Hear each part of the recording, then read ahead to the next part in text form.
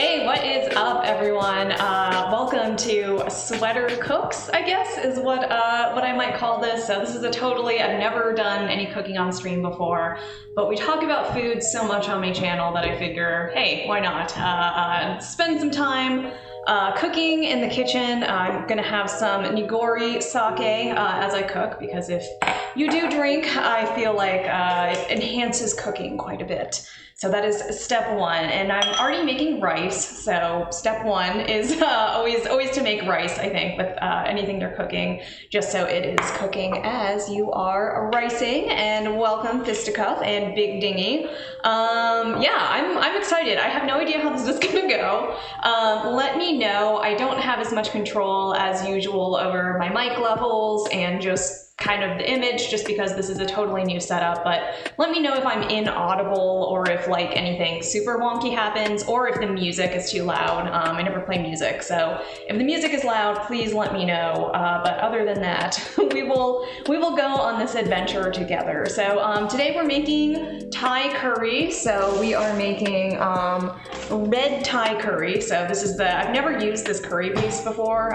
This is supposed to be really good. It's like a brand from Thailand.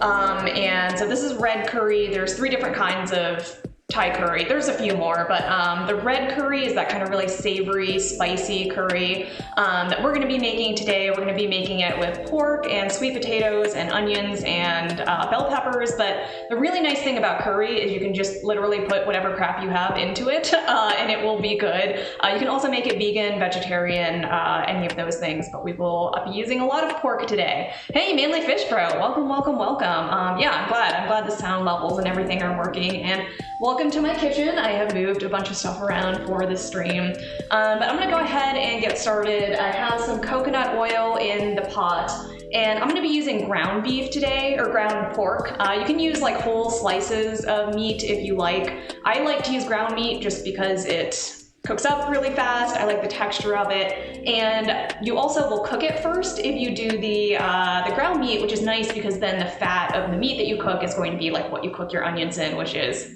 where we want to be. So I'm gonna go ahead and start it out. I'm using this big old Dutch oven today. You can kind of use whatever you want in terms of pots. You just want like something giant in it, or something large, because I like to do one pot. I like to have less crap laying around afterwards. So I like to do a big old pot. And hey, yeah, Prof A, welcome, welcome, welcome. Actually, Prof A, do I have the masks? I thought I had them somewhere nearby, but I just got masks, oh yeah, from Prof A, actually, that I won on a raffle on his stream. So I'm gonna promote these masks. These are made by Prof A's wife, Improv Stitch by Kia. I don't know, I give you permission to plug the Insta or whatever, but yeah, an awesome getting ready for Halloween mask, which I'm really excited to wear.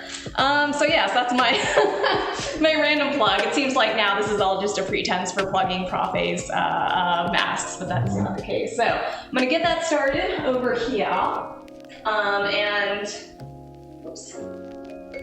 Like I said, rice is already cooking. Rice is always the first step. And I'm also defrosting a big thing of pork over here.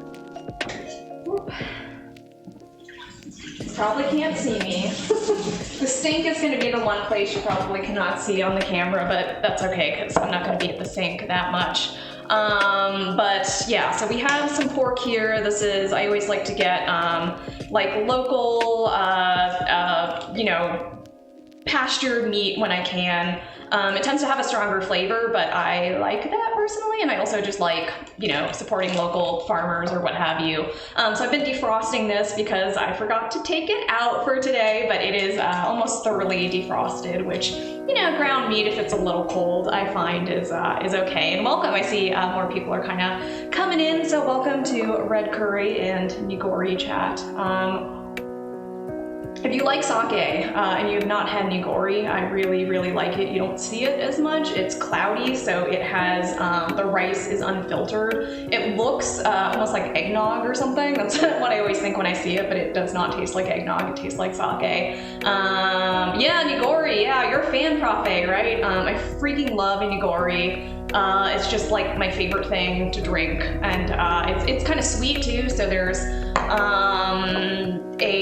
this is a -20 on the sake meter. So sometimes people that don't drink sake, you can actually tell how sweet a sake is based on a number on the bottle. So negative numbers are sweet and positive numbers are dry. So that's a little bit of sake trivia for you, and it's probably more than you wanted to know about sake. But let's see if we got that heating up a little bit.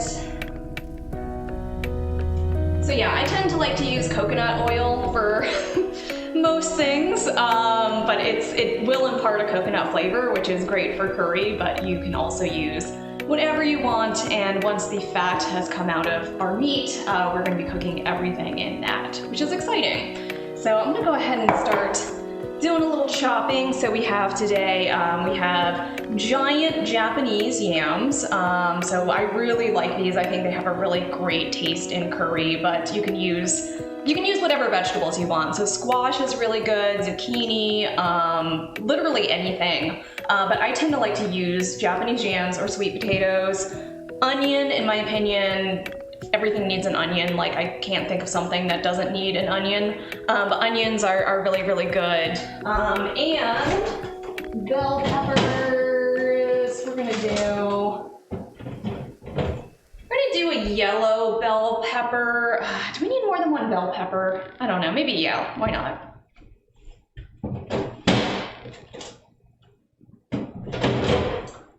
We'll do a yellow and a red bell pepper and see what kind of quantity. So this is also how I am when I cook. I don't really measure things. I don't really like have plans for the quantities of things. So if you have any questions about what I'm doing, or like when I just am adding things to things, ask me, and I am happy to tell you about what I'm doing. So yeah, measuring is for baking, definitely. I am of course a serious measurer when it comes to baking, but cooking, nah, you don't need to measure. You don't need to worry about it. And the more you cook, the more you're gonna kind of develop your instincts for what tastes good, what smells good, what the right amount of things to use in things is. So I don't know. You can measure if you want, but Profe, I bet Profe can attest to this, but if you are a first generation of immigrant parents, your parents also probably did not ever measure anything. Again, I might be stereotyping, I may be making assumptions, but we did not ever have like measuring devices in my household when I was growing up. So we have this ground pork. I mean, I would show it to you. It's literally just ground pork. Imagine what a ground meat is. And I'm gonna go ahead and toss it over there in the pot.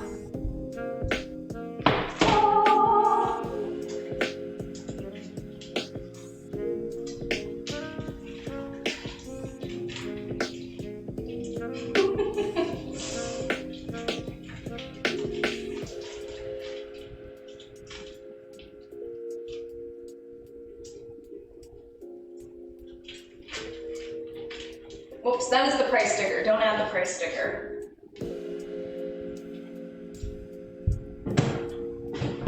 And yeah, ground meat is not always the most, it doesn't look as appetizing as like a piece of steak when you first get it out of the packaging or whatever you have it in, but it'll be good. It'll be good.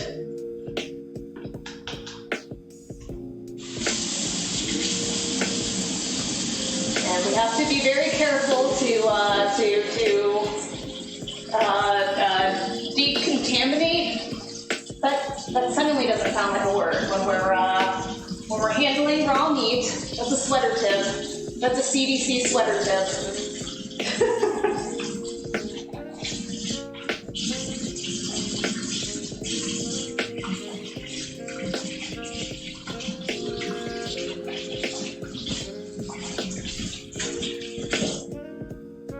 So yeah, now I'm just gonna kind of brown that. Let's see, asking my grandma, Lola, how do you make chicken adobo? IDK, Grandma, IDK bro, just watch me next time, direct quote. Yeah, that sounds about right. You know, I made adobo a while ago from I Am Filipino and This Is How I Cook book. I think it turned out well. I don't know if it was authentic or not, but it tasted good, in my opinion. So yeah, actually, if your grandma could live stream and teach us all how to cook, that would actually be awesome. That's a great channel idea. Grandma's Cook? I would watch that all day.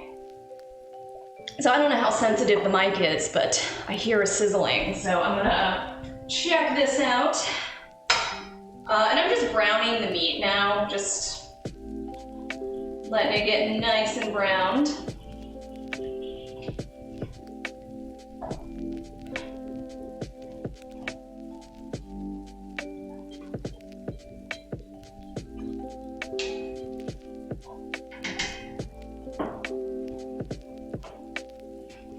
A bowl of some pork juices. Again, not very easy to make this vegan or vegetarian, but this is not what we were doing today. This is gonna be pretty porky.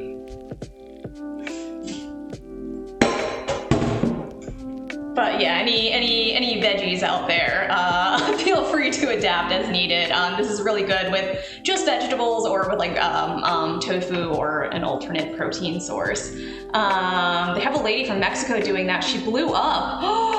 Oh my gosh! Someone needs to put that in here or put it in the Discord or something, because that sounds awesome. I would love to learn how to cook from a Mexican grandmother. That actually sounds like a dream. So while the meat is browning, I'm gonna start kind of prepping the next ingredients to cook. So we're gonna have we'll do the onion first because that'll be the first thing. Let's see if I can get this camera. Ooh, it's not bad actually. I think that's pretty good. Yeah. I know, yeah, we need a watch party for this grandma. So yeah, I'm just gonna go ahead and start chopping up this onion. I feel like people are fancy and have like actual mixing bowls or actual like trash bowls. I just like to have a trash bag that I kind of throw things into. And that's kind of part of the mise en place, right? The setting up before you cook so you don't just frantically run around afterward. And this onion is a little tougher. I can never remember. I know the age of the onion kind of determines how easy it is to peel. I can never remember if you want old onions or young onions or like what you want to peel them. I think old eggs are easy to peel. I never remember how it goes for onions. But this one's a little, oof. This one's a little crunchy, but that's okay. The cutting board gaming laptop shot. Yes, enjoy. Yeah, you all never see the computer that I'm on. So this is my gaming laptop that you should all see the setup. I'll post a picture in the Discord. Like, I feel like I have the most true gamers only cooking show of my own. It looks so funny with like my camera and light setup and just a gaming laptop in the kitchen. But yeah, I'm gonna go stir the meat. Don't let the meat burn. That's rule number 1. Rule number 1, people, never let the meat burn.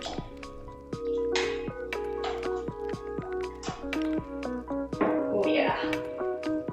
Oh yeah, that's coming along. So yeah, I'm just gonna go ahead, start, yeah, this angle is actually really funny. Like this is incidental that this angle works so well, so I'm actually kind of surprised. Quality production, thank you. Yeah, I don't want to say this is totally incidental, but yeah, and I'm using a Japanese, I'm a big fan of these Shun knives.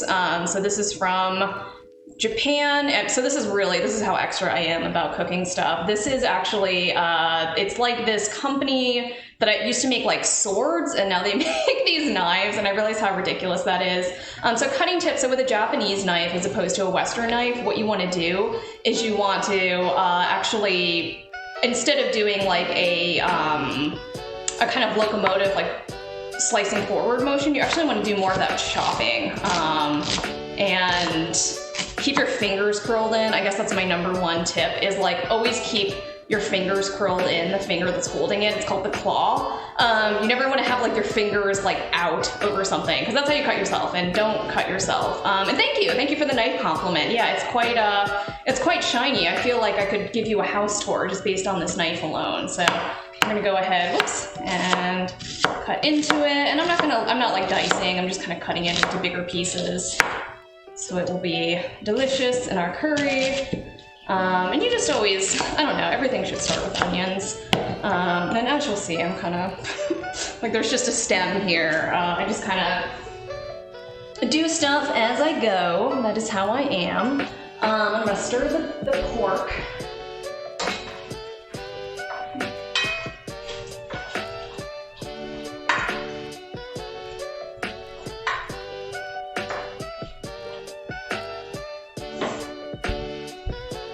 All right, it seems so weird. It seems weird to like leave the shot entirely and also to just have the shot of these onions. But hey, what are you gonna do? So that's the onions. This is like a really, really rough chop. And we're gonna take onions off of my laptop. I was so worried. I was like, this is for sure how I short out my laptop, is I spilled sake and onions on my laptop, and then you guys don't have a Sweater Wolf stream anymore. But yeah, this knife cuts so easily. I'm sorry if any of these noises are not as appealing with the microphone, and I'm just like clanging stuff right next to it. But it's also really important to sharpen and hone your knives. If I do another stream, I could just spend time sharpening knives. I actually really love sharpening knives. Do I fry/saute the curry paste beforehand? Yes, absolutely, Big Dingy. You always want to fry or saute the curry paste, which I'm going to be doing in the next step, because it caramelizes it and the flavor is way better. So you can't see my face, so I'm just gonna like gesture to you all wildly. So this meat is getting nice and browned over here. You can't see it, but imagine beautiful browning on this meat, and that is what we have. So another thing about making curry is if you have like potatoes, for example, and you have bell peppers, like these guys are gonna cook way slower. So you always wanna put these in first, and you probably wanna prep them first, unless you're the kind of person that preps everything in advance, which I am not. So we're gonna go ahead and we're going to cut up this potato. You can peel it. I think peeling potatoes is a waste of your precious time on earth. So I'm going to go ahead and just cut the little ends off, and then I'm just gonna cut this into rounds. Where's Pyralis? He would love this stream. Pyralis, if you're watching this VOD, hello to you. I will not gesture with a knife. Hello to you, Pyralis. I know, I'm not sure where he is, but you know, you can see even, this is kind of a tougher thing to cut through, and this knife still handles it very well. And I like to cut it thin just so they don't take my entire lifetime to cook.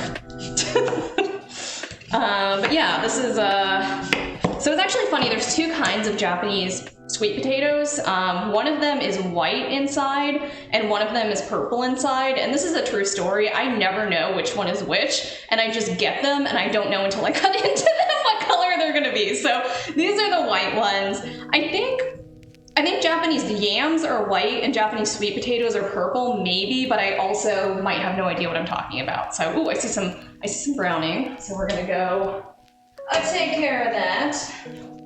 And this pork is almost ready over here.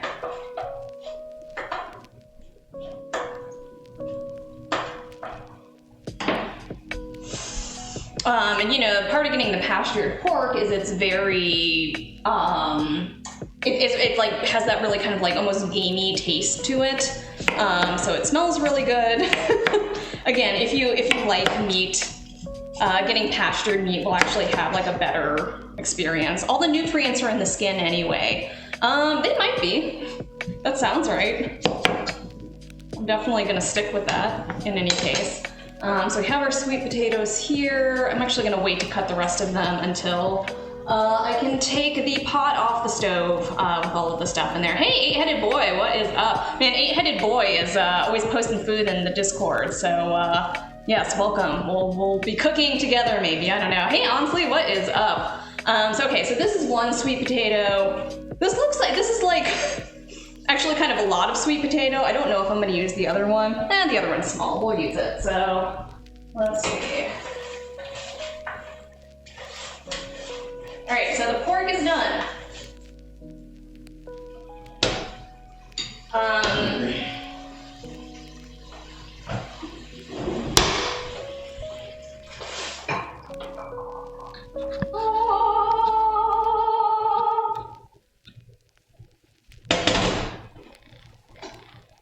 So again, I'm doing no draining of the pork whatsoever because I am going to cook these onions in the pork fat that has rendered out, as well as the coconut oil that is still in there.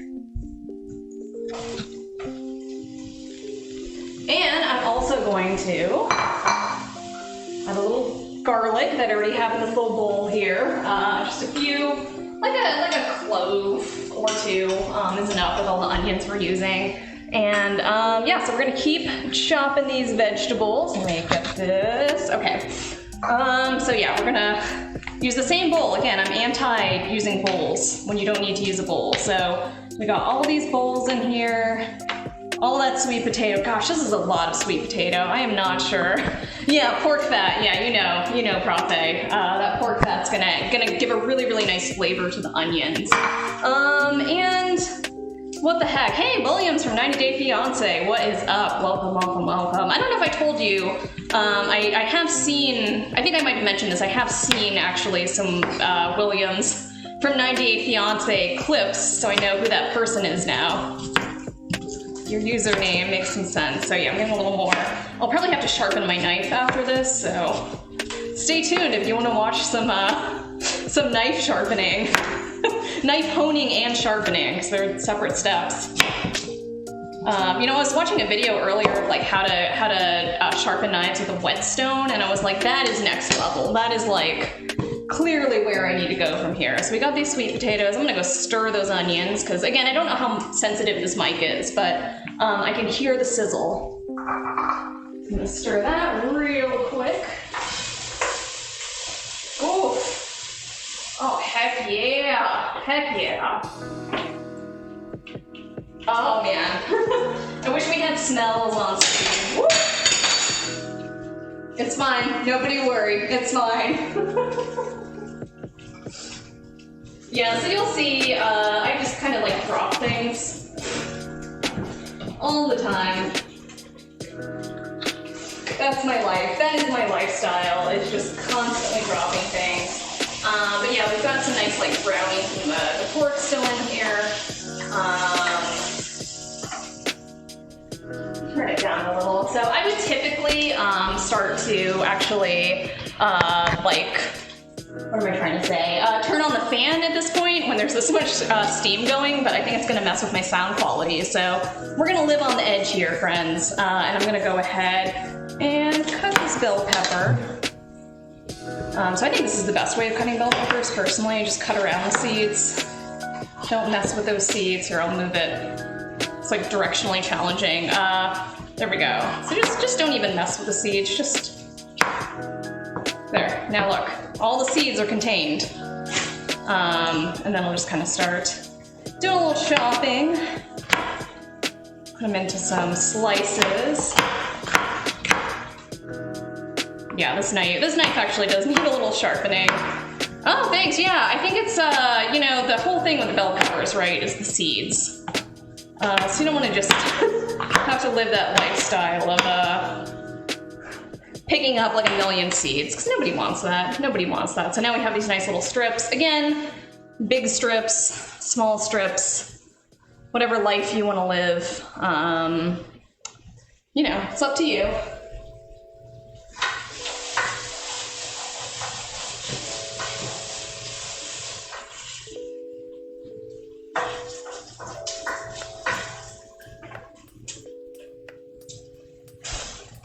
All right, and I turn the onions down a little, just so they do not burn. We're gonna go ahead. So if you didn't see what I did with the bell pepper before, I just cut off the stem, which lets you actually put the whole pepper vertical like this, and then you can just kind of, my trick to dealing with the seeds is to spend 15 minutes of pepper cutting them. Yeah, that's a way of doing it, you know. I'm not here to pepper shame anybody. You know, I suppose that way generates a little pepper waste, but you know, what are you gonna do? Okay, so we got this. You see, like, you just literally see stuff flying off screen right now. It's all good. It is all good. Okay, so that's actually it. That is it for chopping. That is it. That is all the vegetable prep. And I really like chopping up vegetables. I don't know why. It's just something I enjoy. I don't enjoy all aspects of prep and cooking. Okay, let's see if we can get this camera. There's a little dot on the top of this camera that indicates like if it's straight or not. I think that's pretty straight, so we're gonna go with this. Again, this is first time cooking stream. We'll see if all the angles and stuff work. But yeah, so next we're gonna do the curry paste. So I'm gonna give the onions a little stir.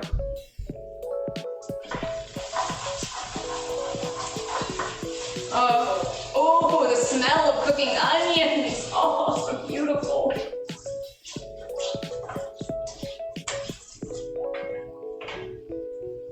There's nothing better in this life than the smell of cooking onions and garlic and pork fat.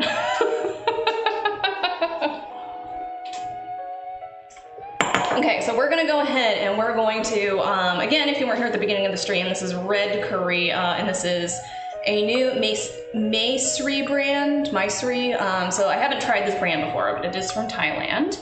And so as to your question, Big Dingy, about cooking the curry paste first, that's a really good question. And an important step, in my opinion, if you don't want to just like drop this in, you're going to actually cook it, caramelize it first before you actually put it in with other things. So I'm just gonna do it with the onions because the onions are already cooking. But let's see. So I haven't had this before. This is the curry paste. So you can make your own curry paste, but honestly, most people don't do that. You know, even people that are, you know, if you're making really authentic Thai curry, most people still buy curry paste, honestly. So if it's a dream of yours to make it, you can. But other than that, I just suggest buying it. Ooh. It smells really good. It smells really, really good. So I'm optimistic. I'm just gonna throw this whole thing in there. I don't know. I don't. It seems like the appropriate amount to me, so we're gonna get it all in there.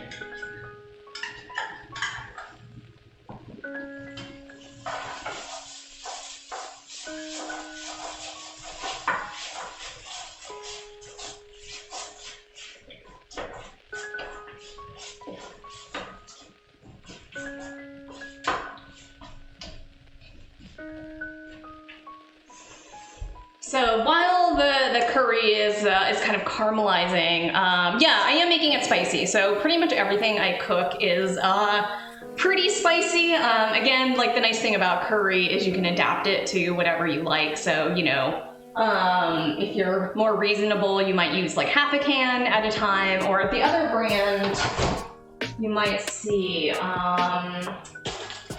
let's see, I think I have some in the fridge. Yeah, so if you don't have access to other kinds of curry, although I will say I got that one on Amazon. This is like the brand you probably have seen at your grocery store. And so they have curry paste also. This one's pretty good. It's not a super strong flavor, so I usually end up using a ton of it. But you know, this is like another good option. It says it's three spicy peppers. I don't think it's like super hot, but my spice tolerance is pretty high, I think. But yeah, so you know, as you let it caramelize, just drink your nigori, think about life. Think about your Monday. I had to think about what day it is. I never stream on Mondays, but this is a bonus cooking stream. So you know, we're kind of just letting it caramelize for a few minutes. I'm gonna angle this a little bit. Is that good? Yeah, that's good. I think, cutting off the top of my head. It's so weird to have this, like, again, I'm gonna post on the Discord what this looks like because it's so freaking ridiculous. Just the way I have like cameras and lights and everything set up. But yeah, I'm gonna check the curry.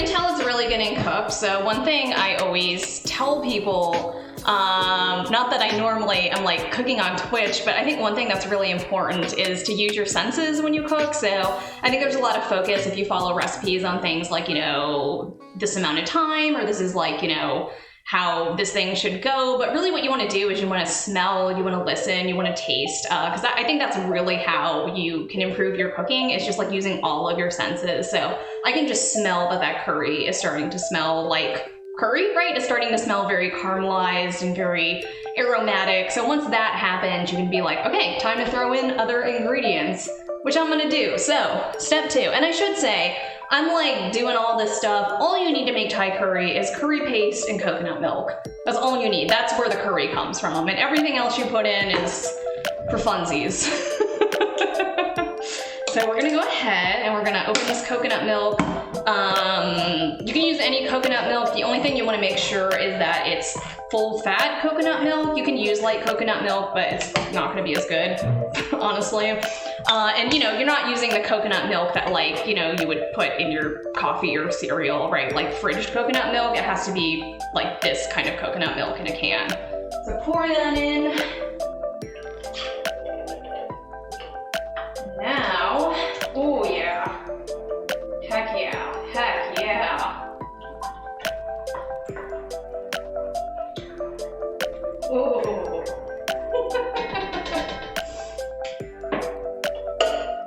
So this is where those really weird sound effects can start to come in, is as I'm cooking and I'm getting excited. So I'm gonna increase it a little bit. We're gonna actually bring it to a boil with the curry and the milk, and I think actually you kind of want to look at how much liquid there is. So if I don't think it's enough liquid for the amount of ingredients I have, I just use the can and I'll fill up another half can or full can. And once I do that, then usually there's enough liquid.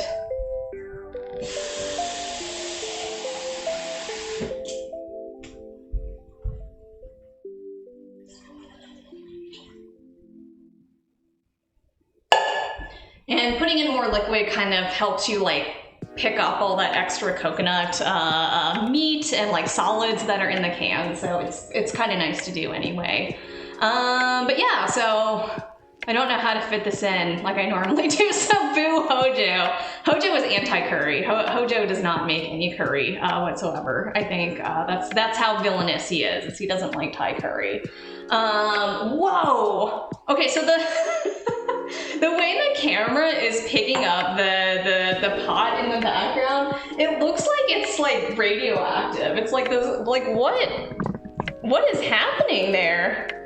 It's it's like this purple glow. Oh my, that looks super cool. That is sadly not what it looks like to the naked eye. I don't have some kind of like magic flame kitchen, but dang, that looks really good. Yeah, it looks like I'm cooking the curry in Tron, right? The orange and purple is actually quite lovely. So we'll just keep looking at this pot as it starts to boil. But yes, how's everyone's Monday doing? And also, is anyone cooking currently or about to cook? I'm wondering. It's kind of, you know, a dinner timery time on the East Coast, but I don't know if anyone else out there is cooking along. That calcifer powered stove. Yes, I just watched Howl's Moving Castle recently. I hadn't seen it in a long time. And I really, it's a trip, you know. I kind of forgot that the premise of the movie, well, actually I shouldn't say what the premise of the movie is, because if you haven't seen it, it's a spoiler, but yeah, it's a good one. You should watch it. But yeah, that's a good one. That's one of the up there Ghibli movies, I think. Spirited Away, probably still my favorite Studio Ghibli movie, personally. I know that one's so cliche that I almost don't like to say it's my favorite, but why lie? Why lie to you all? Top 3 Ghibli movies. Well, chat, I have to say I'm curious, and I'm gonna call you out, 8-headed boy, because you're the one that got on the Ghibli topic, but I think Whisper of the Heart is the best Ghibli movie that you probably haven't seen. That's not kind of like one of the big, you know, famous ones. Whisper of the Heart is really good. It's just a really great movie about, you know, artistry and the trials of creativity. And it's also just really cute and has a cute cat that you're gonna like. So that's my favorite kind of random one. Princess Mononoke, again, like Spirited Away is, you know, I feel like it's kind of cliche, but man, that movie is freaking amazing. You can go anywhere on the internet and find people telling you about why the movie is great. So I won't go on and on about it, but Princess Mononoke, if you have not seen it, do yourself a favor. It is awesome. There are wolves, which you know that I am into. It's just cool. It's just cool. Eight-Headed Boy says Princess Mononoke, Totoro, and Spirited Away. Yes, definitely. Totoro, I love Totoro so much. Totoro is so cute. Who doesn't love Totoro? Ooh, look at that ultraviolet smoke coming out now. So this is boiling. So I'm gonna throw in the sweet potatoes, the Japanese jams, whatever these things are.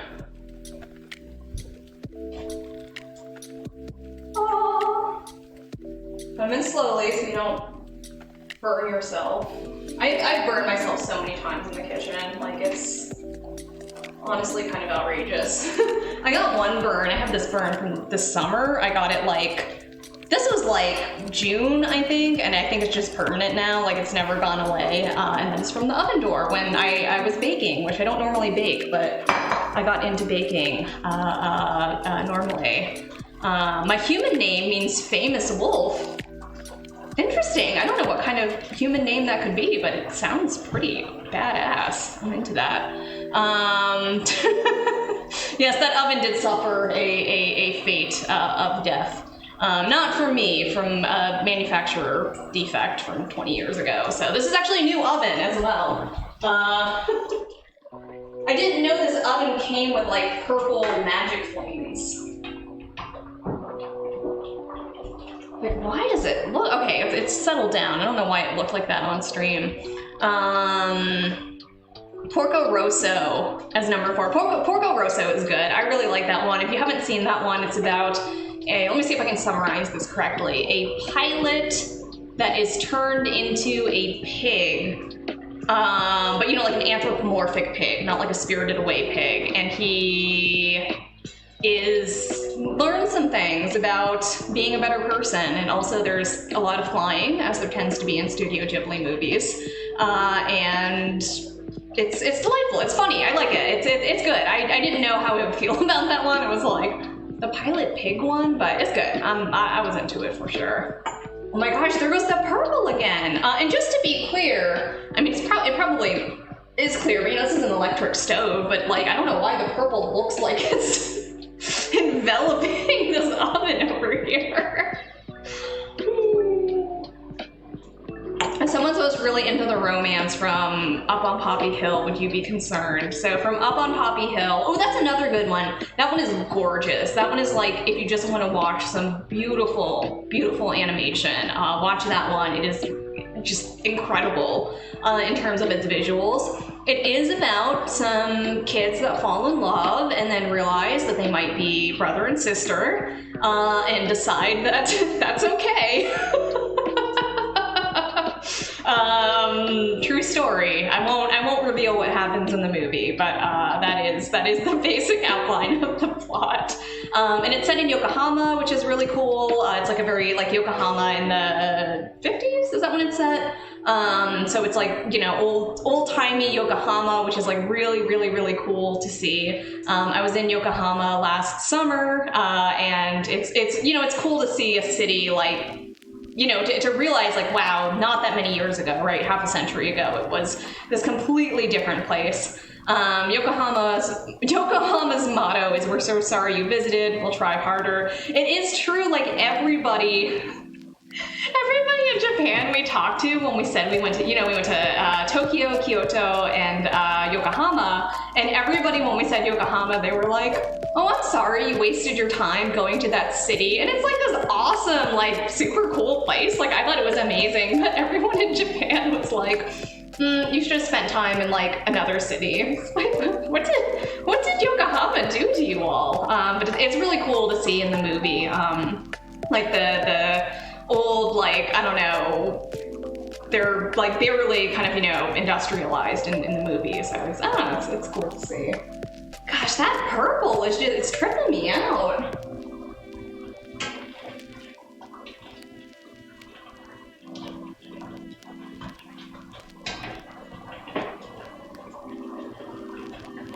So this is probably the longest stage, which is why I explicitly called this Chat and Cook, or whatever I called it in the stream title, just because this is kind of the part of the cooking process that takes the longest, which is just waiting for things to boil.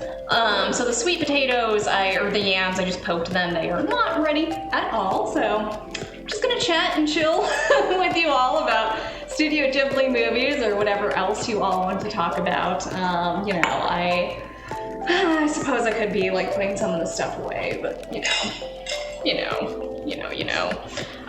So yeah, I can at least, I should probably put this refrigerated curry away. Not gonna leave out. But you know, so another thing too to consider is what you want to put on top of everything when you're done, because I'm a big believer in plating and kind of like adding elements at the end. So one thing I like to do is to put a lot of cilantro on it. I know cilantro is polarizing, so some people love cilantro, some people hate cilantro. I absolutely love cilantro. I will put it in everything. So just pretend that this is basil, pretend this is something else if you don't like cilantro. And also, if you are not storing your herbs like this, you are missing out on weeks of life under herbs. So you take them, you put them in a jar with water, and you put a plastic bag over them in the refrigerator. It will last for weeks, I promise. I know it sounds weird if you've never done it. This is how you store herbs. This is the objectively correct way to store herbs. And again, if you haven't tried it, you gotta do it. Keep your cilantro in the fridge. Yeah, so it's in the fridge.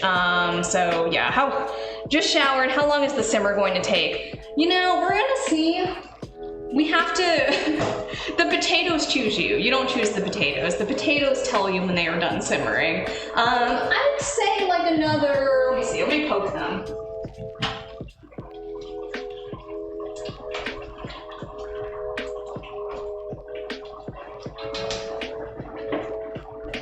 I'm gonna say they have at least another 10 minutes. So it's a full boil I have them on. So again, if you're cooking squash, if you're cooking potatoes, you wanna make sure to put those in first because those are gonna take forever. And once they're close to done, we're gonna put in the bell peppers, we're gonna put in the meat, we're gonna put in those kind of like quicker cooking things. But Soapy parsley, yes, if you think it's soapy parsley, then pretend it is something that is not cilantro. Yes, Tesla Vision. So that's really interesting. So it is actually a genetic thing as to whether you think cilantro tastes like soap or not. So some people have the gene that makes you think that cilantro tastes like soap, and some people do not have that gene. It tends to be a very European trait. I don't know any other Vietnamese people that do not like cilantro personally, or any other Southeast Asian people. But you know, it is genetic. So if you don't like cilantro, again, pretend it's parsley, pretend it's something that you like, because you know, we can pretend. This is Twitch. We can pretend about what you like. So yeah, so we're just gonna, so another thing too is nuts. So I love to put on like cashews, peanuts. I happen to have cashews, but I think it works. It's really, really nice to get some of that texture, to get some of that nuttiness. Tesla Vision. Oh, we love cilantro in Mexico. You were talking the other day about something with Mexican cuisine. What was it? I think it was horse eating, which made sense in the context of the conversation. Yes, but yeah, like Mexican cuisine, right? Southeast Asian cuisine tends to use a lot of cilantro. Ooh, you hear that sound?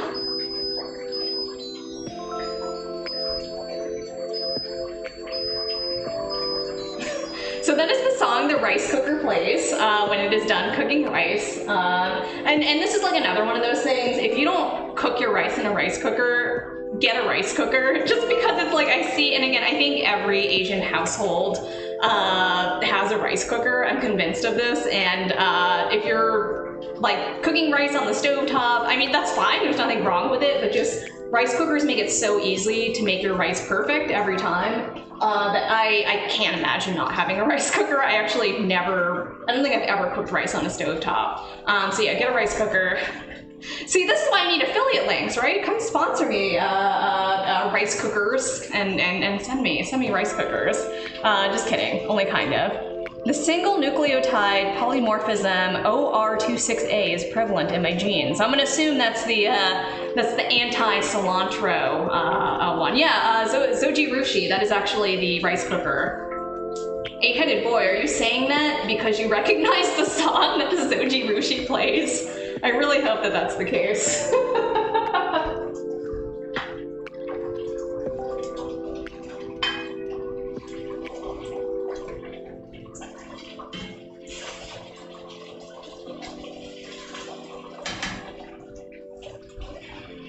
These are some tough yams, friends. These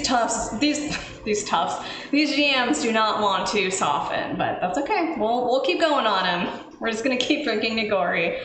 You also have a Zoji Rushi, the Neuro Fuzzy. Yeah, that's the model I have. I can rotate my camera if y'all want to see. I don't know if it's that exciting, but yeah, that's the rice cooker, the Zoji Rushi. Man, you know what? So we've joked a lot, especially Big Dingy has, been on trying to get me a Home Depot sponsorship from playing Final Fantasy VII. That actually does make sense if you watch my Final Fantasy VII streams, but I think what I actually need is people to send me like weird Japanese knives and stuff. It is just that is my brand. I think that is my actual brand. You do have 8 heads. If each one of the heads, like, let's just say, I know you're not 8 years old. If each one of the heads was 8 years old, do you have the knowledge of a 64-year-old? That's my question to you. That's my question to you, chat. You gotta figure this out.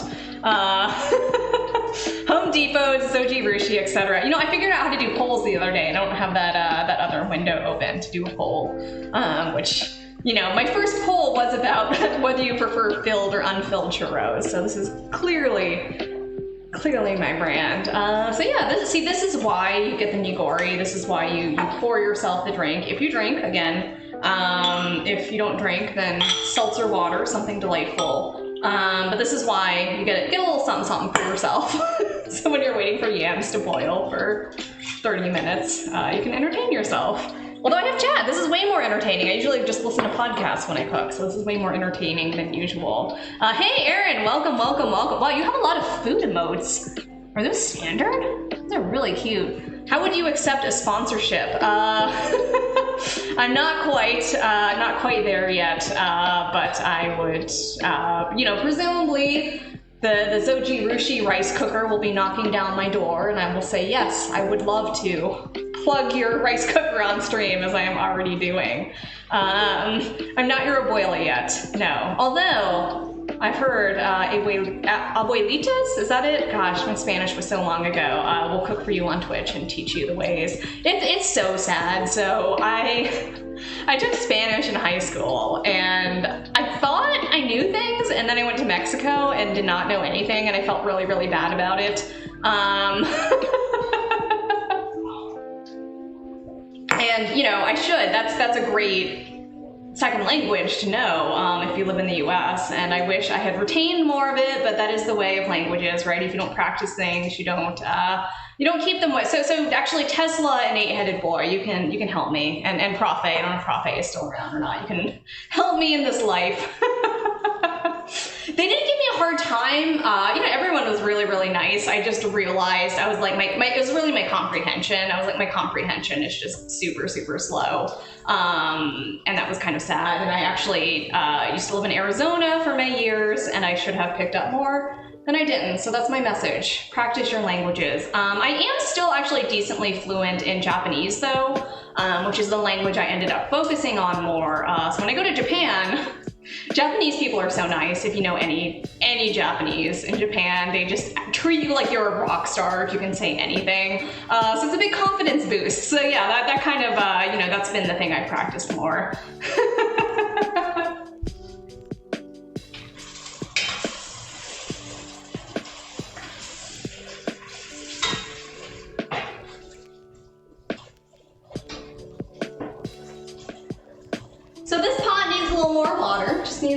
more.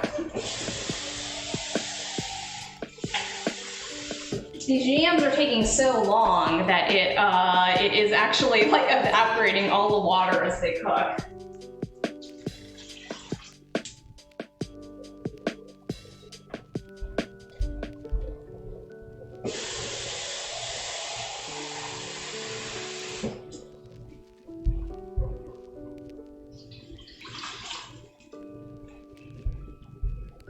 Sure, they assumed you were Hispanic. So it's actually really funny, you know, and I think this really says something about, you know, kind of the assumptions people make about race is like, sometimes people do assume that. You know, I've had like people assume kind of every race for me just because I think I'm a very like racially ambiguous person. You know, I think when you're mixed race, people tend to kind of like not know what to guess. So I've had a lot of wild guesses, and I'm never like offended by them. I just always kind of think it's interesting, you know, kind of like how people read you and how people read, you know, maybe what race you are. But yeah, I'm not Hispanic. I'm half Vietnamese and I'm half white. So yeah, I don't know. It's interesting kind of the ways that people will read you, right? If my, you know, when I was blonde, I used to be blonde, right? I had kind of different assumptions than I do now that I'm growing out my natural purple color. The purple has mostly faded, but yeah. Wow, that got way quieter. That was boiling way too hard.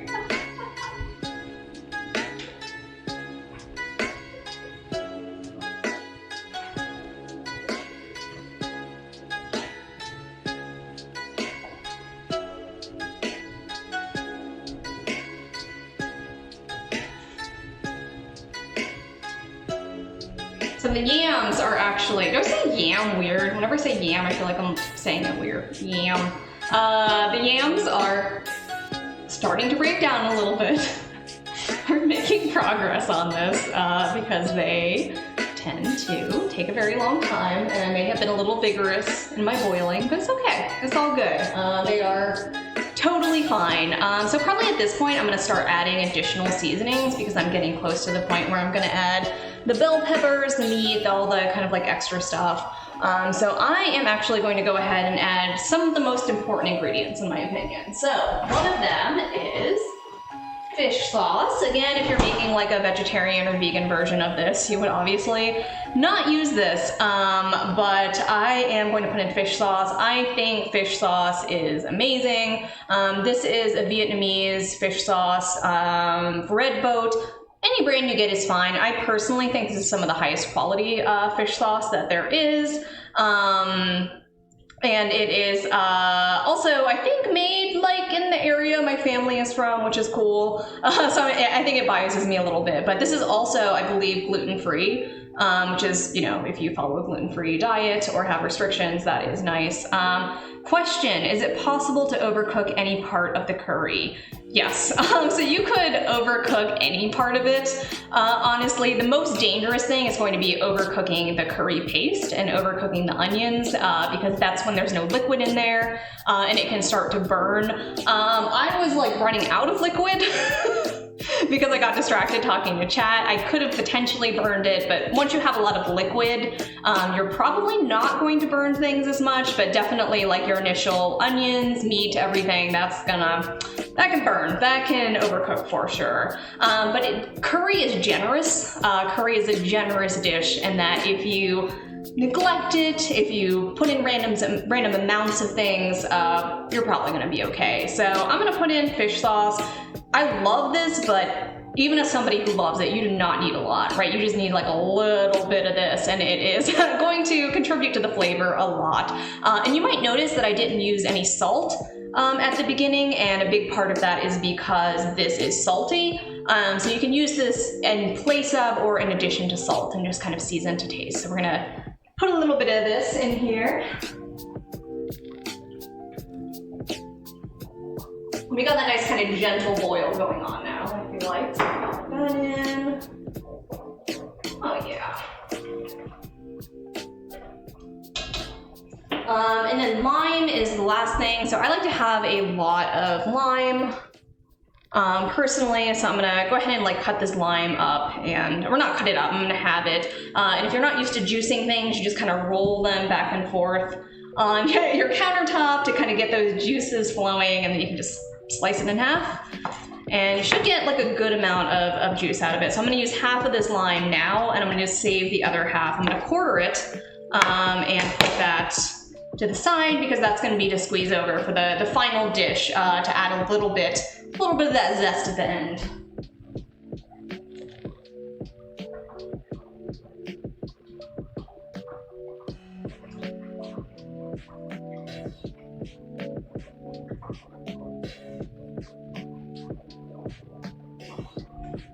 And then the final thing, I also always, it's better to put things down your garbage disposal anyway if you have one, just for environmental reasons, but I actually love to put citrus fruits in my garbage disposal because it makes it smell good.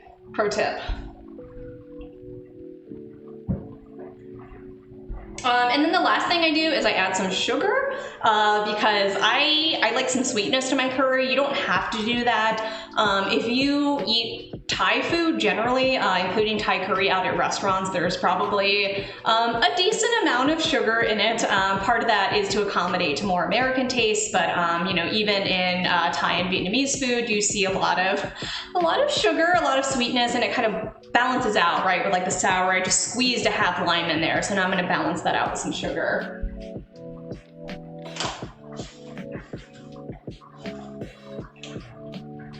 How much sugar? An amount that seems good. I don't know. So that was probably like a teaspoon, like not a measuring teaspoon, but like a smaller like dining spoon, right? So I think now we're kind of at the point we can start adding in those like shorter cooking things. So I'm gonna put in the bell peppers that I cut up at the start of the stream. So we're gonna go ahead and toss some of those in. This is gonna be a couple of trips because I have a lot and I didn't put them in a bowl. So we got our bell peppers in there. You know, bell peppers cook quick. The smaller you cook them, obviously, the quicker they will cook.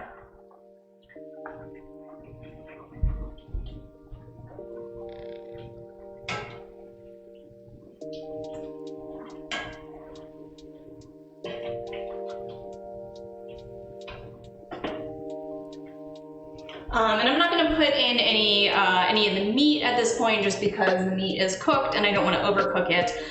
You know, pork is, you know, especially if it's like a fattier pork, you don't really have to worry about overcooking it. But if you're using like chicken or seafood, like put that in at the end, because that's going to dry up, and we don't. No dry chicken, no dry seafood on this stream. And then tofu, if you're using like tofu, and then, you know, kind of toward the end-ish, you know, you don't want to, tofu I find to be like pretty generous in this context, so, you know, and it can be nice too, like, people that don't eat tofu sometimes think of it as just like a vegetarian protein, but it can be really, really good, like in the case of like ma pao tofu, where you got the pork and the tofu together, it like adds a really nice texture. But yeah, this is, we're getting there. We are getting there, people. But yeah, and welcome. I see a good number of viewers in there. So if any of you are new to my channel, welcome. I'm not usually a cooking stream, but today I'm trying out something a little bit different with my insane purple. Like, I just wish that was in real life. It looks so freaking cool. And you know, so as we're getting to this, it's also about time to probably start tasting it and start kind of seasoning based on taste. So I'm gonna do that. Have a little extra curry on the spoon we're gonna put in there.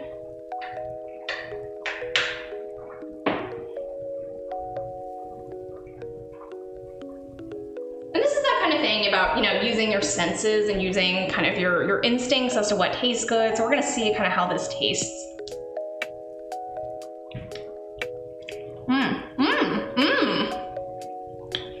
So it is quite spicy from using the entire thing of curry paste, but it's a nice spice level in my opinion. If you don't like things as spicy and you end up using that brand of curry paste, I would probably put in like half to a 3/4 can of it. It tastes sour to me, so it tastes mostly like limey and sour to me, which I really like, but I don't want it to taste that sour, so I'm gonna add in more sugar to try and balance that out. Yes, a bowl of rice, right? So yeah, I'm gonna finish this off by talking about plating. So a couple of people in the Discord commented on my plating of actually specifically of Thai curry. So I'm gonna talk about plating and talk about like kind of making it look nice at the end, because if you take a picture, the internet doesn't know. The internet will only see the picture and think it tastes great. So I'm gonna add in more sugar. Again, this is just personal preference. The wonderful thing about cooking is you make things to your taste. So when you're doing your own cooking, everything can taste the way you want it to.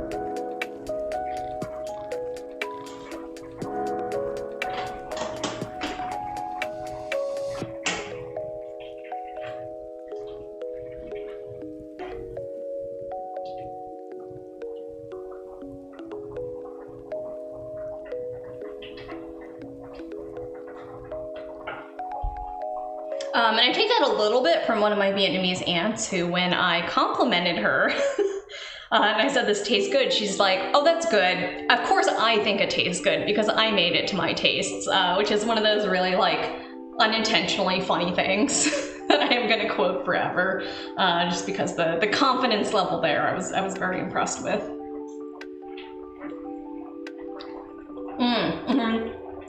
So I really like that sweet to sour balance a lot more, which again, you might want a really sour curry, in which case, make it to your tastes and make it a lot more sour. You know, it's your curry, so you can kind of do whatever you want with it.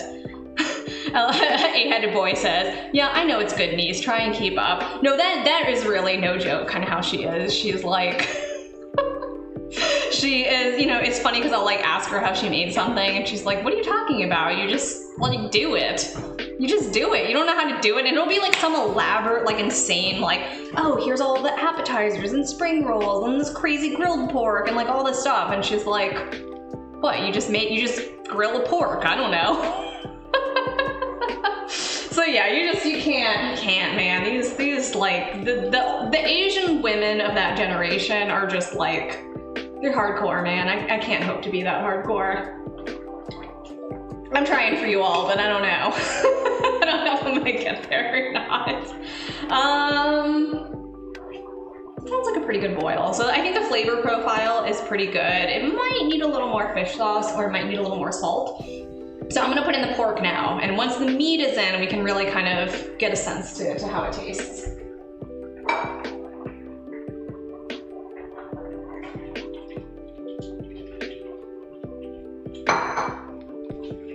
Probably need something to stir in the pork with.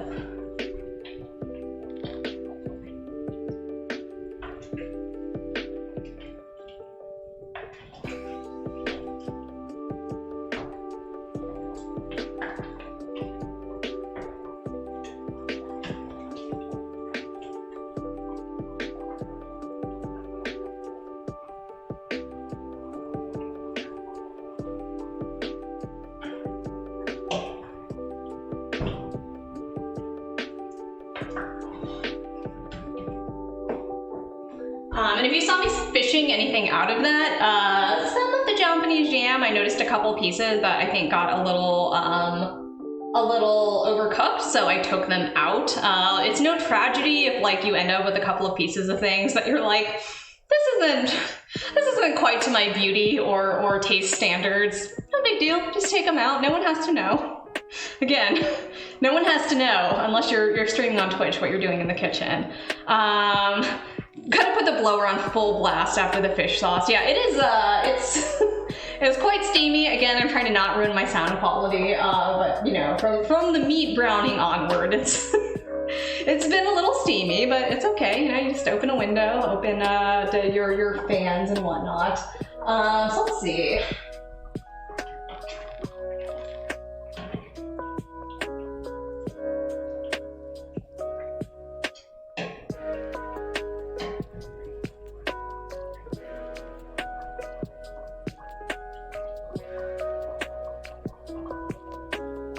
So I'm gonna do another taste of it. You can kind of see. Oh man, that steam looks really good on the camera. I feel like I need some like slow-mo steam. You can see, you know, this is kind of what the sauce looks like. It's got that really brilliant red color. So if you're making red curry, the redness comes from chilies that, like red chilies, which is what makes it spicy. But you know, if you're making Thai curry, you can also make yellow curry, which has turmeric in it. It's a little more similar to Indian curry. And then green curry, which is not as spicy and has like cilantro and lime leaves, and is like a really, really fresh flavor that works really well with things like seafood and chicken.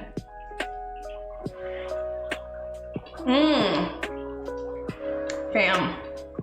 I wish I could share this all with you. That was good, that's good, that'll do. So yeah, I think the seasoning level is really good. I'm going to add just like a little bit of salt to it, but I don't want more kind of fish sauce flavor, so I'm just gonna use salt. I always use a salt cellar because it lets you kind of control the amount of salt you use versus pouring something in. Hey, Bootylicious, what is up? So instead of like dumping salt in, I always use a salt cellar, so you can kind of pinch, you can like feel, right? Again, using your senses, how much salt you are putting in.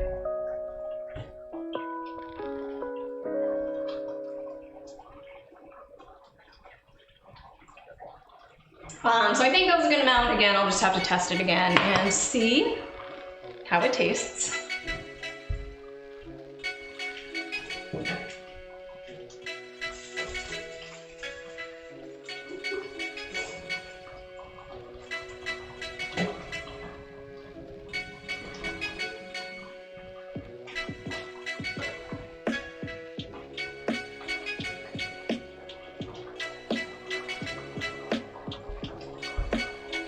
All right, we're gonna see how this is. We're gonna taste it. We're gonna take a little sip of nigori first to prepare ourselves. And then let's see how this is. Blow on it, don't burn yourselves. Don't go down my dark road and burn yourself. And that is good. That is seasoned exactly the way I would want it to be. So I'm happy with it. So, since the meat was already cooked, and that means that we are done with the cooking process of the curry. So now we're going to plate, which I'm going to show you all my plating process because I'm weird.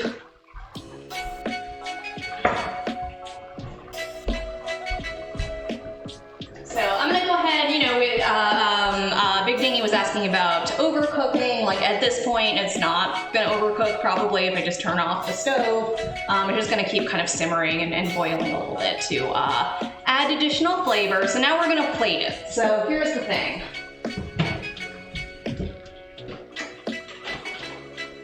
This might change your game. I don't know if it will, but it might change your game. So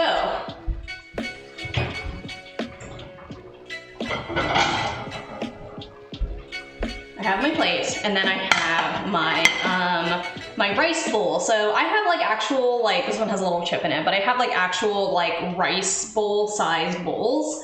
You can use whatever bowl, and I'm going to pack this with rice, and then I'm going to put it on the plate, and you're going to be like, that is a beautiful dome with rice. And I'm going to be like, I know, because I use this very, very easy way of plating rice. I'm going to take this, going over to my rice cooker.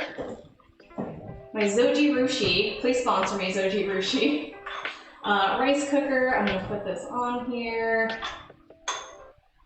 Oh yeah, we're gonna pack it in. And I'm just kind of like, so I'm just patting it like really, really flat so we get that very like flat surface. And then I'm going to take it and flip it onto the plate. So this is how you get that really nice like rice pile. Boom, look at that, it's like a restaurant. It's like that's actually how restaurants do it. If you want that really nice kind of like dome of rice, that will make everything look nice. And then I'm gonna go ahead and plate it. Thank you. Plate it with my scoopy thing. You'll notice I used one utensil for everything because again, that's my lifestyle, that's how I do.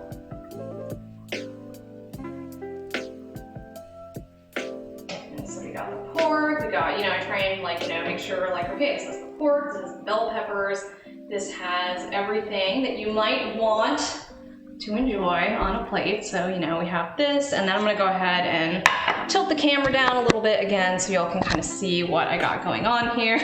This nigori sake has fun, pretty far down in the glass. So here is the plate. It looks pretty good. Like, I think that looks like pretty nice. But there are a few things you can do to make it look better. So one of them is to put your sort of like seasonings on top of it. So I'm gonna go ahead and sprinkle cilantro on top of it. So again, I'm just like literally taking from my mason jar of cilantro that I showed you all earlier. And not only does this add a great cilantro flavor, but it also adds color, right? Because that's one of the things that makes food look appetizing, is if you have a lot of colors and textures and kind of like interesting things. I kind of tend to just throw like the stems and everything in, but again, you know, I'm used to eating pho where you just kind of throw a bunch of leaves and stuff on. So that looks good. Again, like that is perfectly fine. It was fine before the cilantro.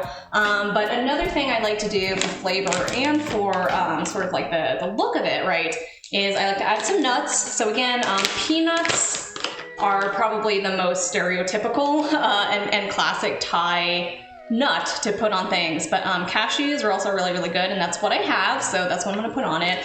And again, the wonderful thing about curry is you got something, put it on there, put it in there, it doesn't matter, it's gonna be good. I promise. So yeah, those are some cashews, right? They would probably be a little more aesthetic if they were chopped pieces and not just like whole cashews, but that's fine. That's fine, don't worry about it. And then I always like to add a citrus squeeze at the end, but I think it's more fun if the eater gets to add the citrus squeeze, so I'll add like a little lime there too. And then if I want to be really, really extra, so this is like the thing that I posted on Discord. And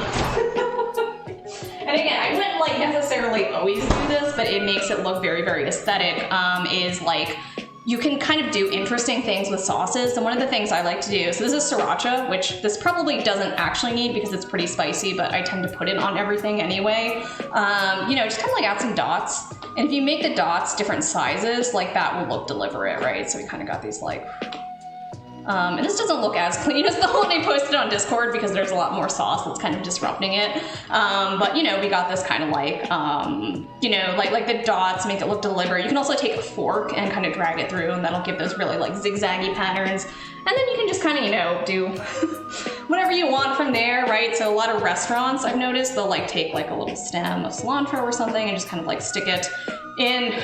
That is way too big. A restaurant would not do that.